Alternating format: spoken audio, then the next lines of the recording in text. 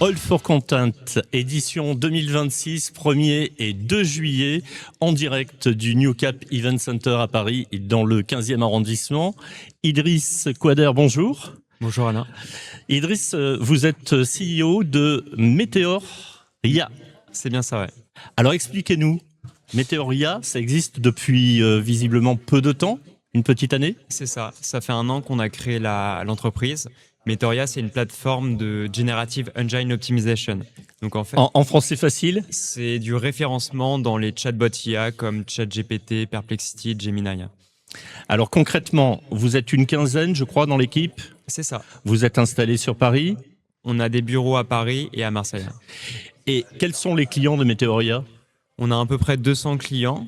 La moitié de nos clients, ça va être des agences, soit des agences de marketing digital, soit des agences de communication.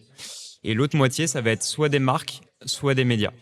Et en marque, on a de tout, B2B, B2C, plutôt des grandes entreprises. On va travailler par exemple avec La Poste, la Matmut, Cdiscount, la Fnac, Pierre Fabre, la Société Générale, tout secteur d'activité confondu. Dites-moi, en 1 an, vous avez fait un parcours exceptionnel, c'est-à-dire que vous avez déjà réuni des grandes marques et vous commencez à avoir un portefeuille très large. C'est ça, on est sur un sujet qui intéresse beaucoup les entreprises en ce moment. Donc il y a une forte traction forcément et l'idée en fait c'est de construire un produit qui répond aux besoins de nos clients. Alors vous êtes présent sur ce salon pour la première fois. En revanche, vous vous faites connaître comment? Généralement, vous faites du démarchage auprès des grandes marques qui vous interpellent ou vous attendez que ces marques-là viennent vous contacter de façon spontanée?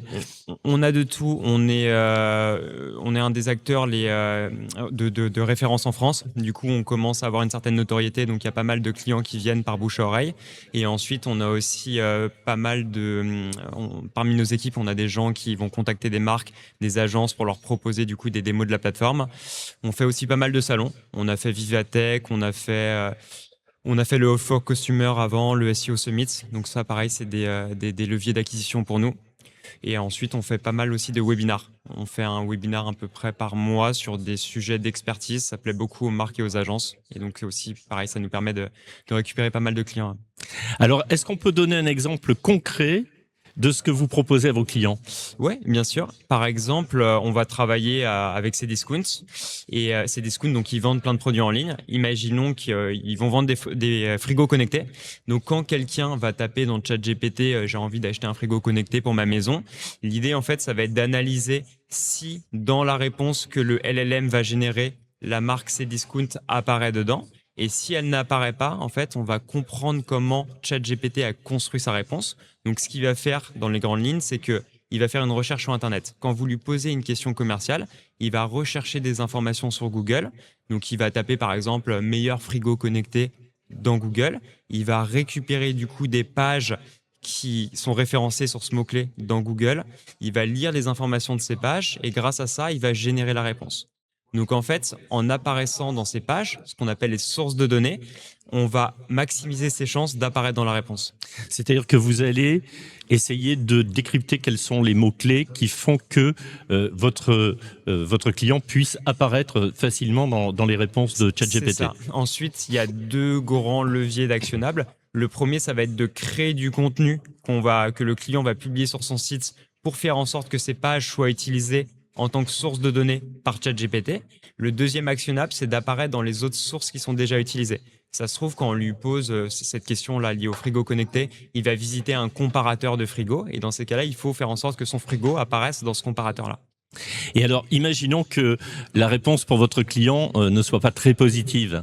Comment ça se passe? C'est-à-dire que ChatGPT va faire un comparatif avec plusieurs frigos connectés et il se trouve que le frigo connecté de la concurrence sera plus performant au regard de ChatGPT.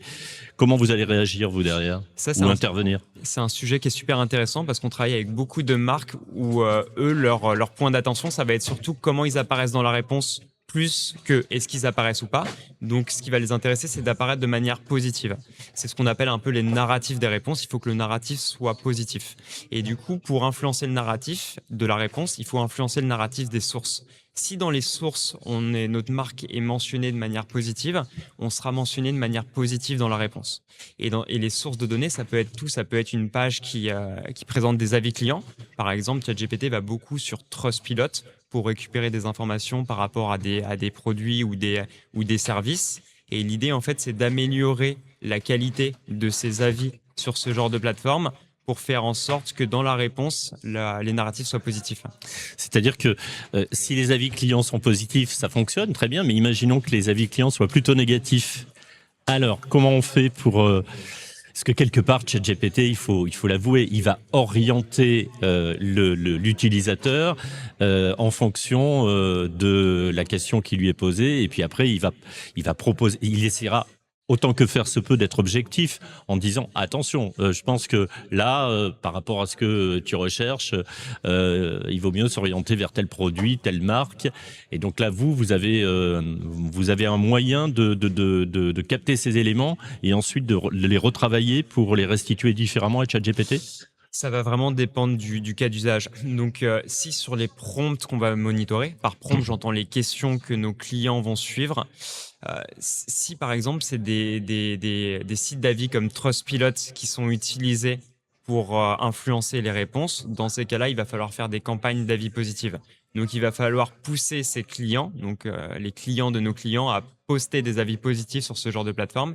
Et nous, on remonte aux marques, du coup, les plateformes d'avis qui sont les plus consultées par les LLM pour qu'elles sachent où est-ce qu'il faut qu'elles fassent ces campagnes d'avis positifs.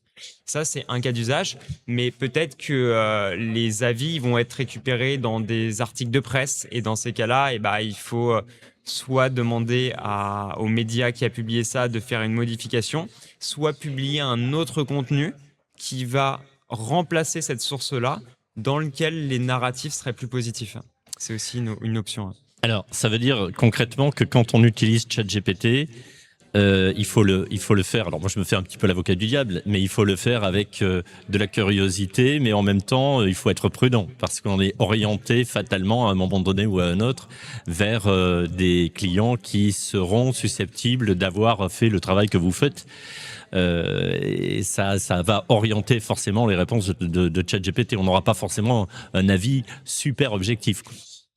C'est vrai, mais ça, c'est la base du marketing. À partir du moment où il y a un algorithme, l'algorithme peut du coup être compris et on peut être du coup travaillé pour que les marques puissent optimiser leur référencement, les narratifs, tout ce qu'on veut. C'était déjà le cas avec Google. Quand vous tapez un mot-clé dans Google et que Google vous affiche du coup 10 sites web, ces sites en fait ont travaillé leur référencement Google. Donc ceux qui l'ont le mieux travaillé vont mieux apparaître. Ça ne veut pas forcément dire que les informations qui font apparaître dans le contenu sont d'une meilleure qualité pour le consommateur qu'un contenu qui est moins bien référencé. Après, tout dépend de la façon dont on va dialoguer avec ChatGPT. Je parlais du frigo connecté tout à l'heure. Si à un moment donné, le client potentiel commence à fixer un budget et plafond, vous pouvez répondre à la réponse, vous pouvez répondre favorablement ou pas. C'est ça. Si l'internaute commence à fixer un plafond, le ChatGPT va refaire une nouvelle recherche dans le mot-clé qu'il va taper cette fois-ci, il va indiquer le plafond et les sources qu'il va récupérer du coup seront plus les mêmes et la réponse ne sera plus la même. Donc c'est une nouvelle optimisation qu'il faut faire. Alors vous êtes, Idriss, vous êtes pour la première fois sur ce salon. Vous attendez quoi de ce salon All for Content ? Rencontrer des agences, rencontrer des annonceurs, leur montrer la plateforme et si ça les intéresse, pouvoir les accompagner sur du long terme. Et ensuite faire des démos plus précises, plus détaillées, plus personnalisées chez les clients potentiels. Pendant le salon, souvent ce qu'on fait, c'est qu'on explique le Meteoria, comment on accompagne nos clients. Et l'idée, c'est que s'il y a une marque d'intérêt, on prend rendez-vous pour ensuite continuer de discuter avec l'entreprise et cette fois-ci faire des démos et voir un peu comment Meteoria pourrait s'inscrire dans leur stratégie. Alors si j'ai bien compris, Meteoria, c'est parce que c'est une météore et la météore, c'est un impact. C'est ça, l'IA générative a un impact énorme sur le monde actuellement. Je pense que tout le monde l'a compris. Il a un impact aussi beaucoup sur le search. Les gens ne recherchent plus les informations de la même manière. Même Google est en train de se transformer. Là, il y a les AI Overview qui vont arriver cet été. Donc, quand vous taperez un mot-clé dans Google, sur 15 à 20% des mots-clés que vous allez taper, il y aura un résumé IA avant de voir les 10 premiers sites web. Oui, puis Google a Gemini. C'est ça, Google a Donc, Gemini, ils ont Google AI Mode aussi. Donc c'est quelque chose qui impacte vraiment les consommateurs et qui impacte aussi beaucoup les marques. D'où le nom Météoria, parce qu'une météorite, ça... alors, comment vous voyez l'évolution de tout ça? Alors, on ne va pas se projeter sur 10 ans parce que tout va très vite et c'est extrêmement difficile. Mais déjà, sur les 2-3 années à venir, comment vous appréhendez la chose, l'IA, la façon dont ça risque d'évoluer? Sur la partie search, en tout cas, parce que l'IA, elle va avoir un impact énorme sur plein de secteurs Bien d'activité, sûr. mais sur la partie search et sur... je pense que les gens veulent aller vers la simplicité. La simplicité, c'est de poser une question et d'avoir une réponse. Par exemple, taper un mot-clé dans Google et devoir consulter 3 ou 4 sites pour obtenir une réponse, c'est moins simple du coup que de directement Oui, c'est un peu plus avoir une... fastidieux. C'est ça. Et on prend l'habitude, quand on utilise ChatGPT par exemple, ou Gemini, d'avoir tout de suite une synthèse qui correspond tout à Exactement. fait à notre demande. Et donc, on n'est pas obligé d'aller personnellement regarder un premier, un deuxième, un troisième ou un quatrième C'est site. ça. Et si on pousse le raisonnement, en fait, à la fin, les sites web des marques deviennent des bases de données dans lesquelles les agents IA de ChatGPT, Perplexity et compagnie peuvent aller puiser des informations pour répondre à l'internaute.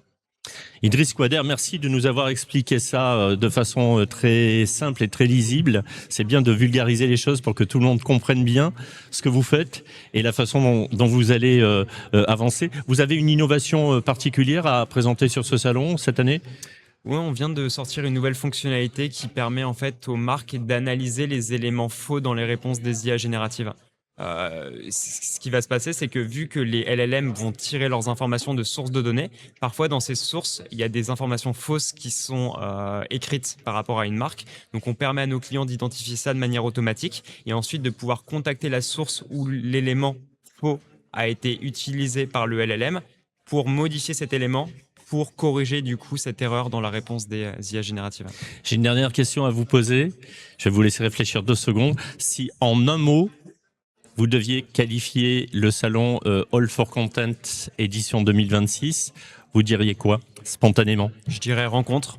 On va rencontrer beaucoup de marques, d'agences, et c'est pour ça qu'on est venu. Merci beaucoup, Idriss Merci, Alain. Quader. Bon courage à vous. Merci.